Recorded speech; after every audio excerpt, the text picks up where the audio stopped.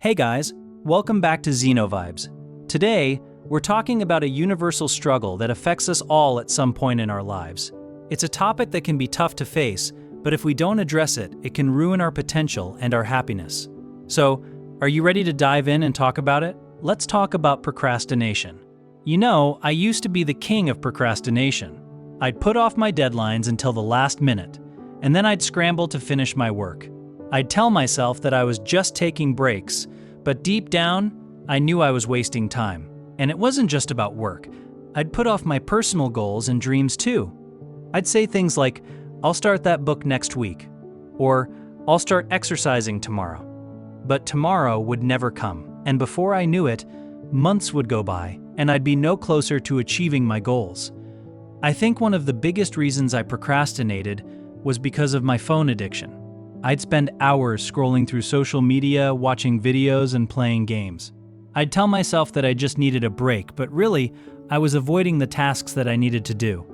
And it's not just me. I've seen it happen to so many people. They'll say they're busy, but really they're just distracted. One of the biggest fears that holds people back from achieving their goals is the fear of failure. What if I fail? What if I'm not good enough? What if I make a mistake? These thoughts can be paralyzing, and they can make us feel like giving up. But here's the thing, failure is not the end of the world. In fact, it's often a stepping stone to success. Think about it. Every successful person has failed at some point in their lives.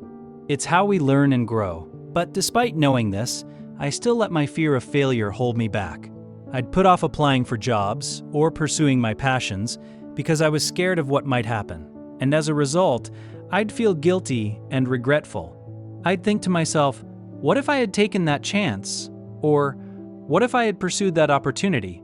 But the truth is, we can't change the past. What we can do is learn from it and move forward.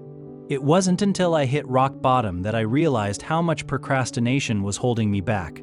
I was stuck in a dead-end job with no direction or purpose. I was feeling lost and unmotivated, and I didn't know how to get out of it. It was a tough place to be, but it was also a wake-up call.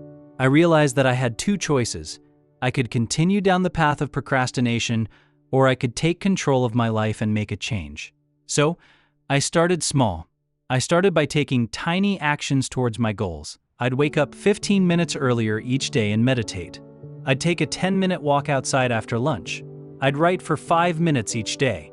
These small actions might seem insignificant, but they added up over time. They helped me build discipline and consistency, and they gave me the momentum I needed to keep going.